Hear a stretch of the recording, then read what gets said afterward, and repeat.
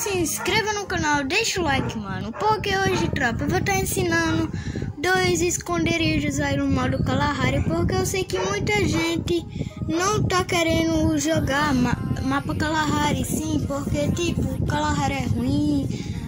Tropa, eu vou estar passando essas dicas aí pra você. Porque muita gente tá reclamando que o mapa Kalahari tá na ranqueada. Tropa, eu também tô.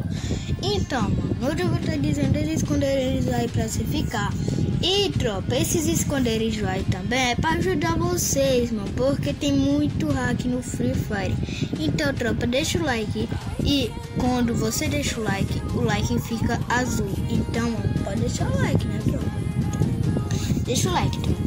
O primeiro esconderijo é aí, tropa, tá? Você vai se deitar, ó, é aí. Mas você tem que ter cuidado, tá, tropa?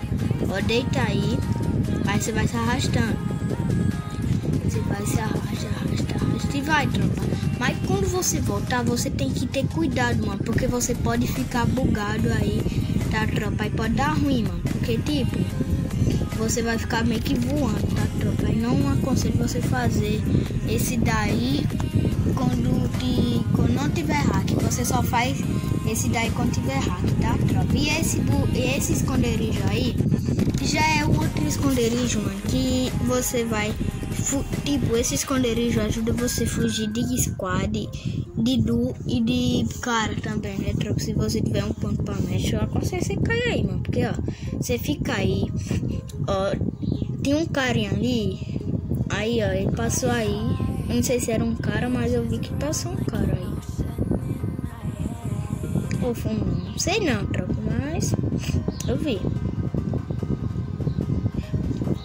Então, tropa, eu tô fazendo esses vídeos aí, tá, pra te ajudar.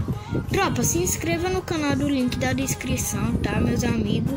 E, mano, deixa o like, se inscreva no canal. Tamo junto, é nóis. Jânio Cássio Oficial, Heitor Game Pro, Samuca, Itachi FF, que é o Samuca, e GD Zoeira, que é meus parceiros, esses caras aí. É nóis, fui.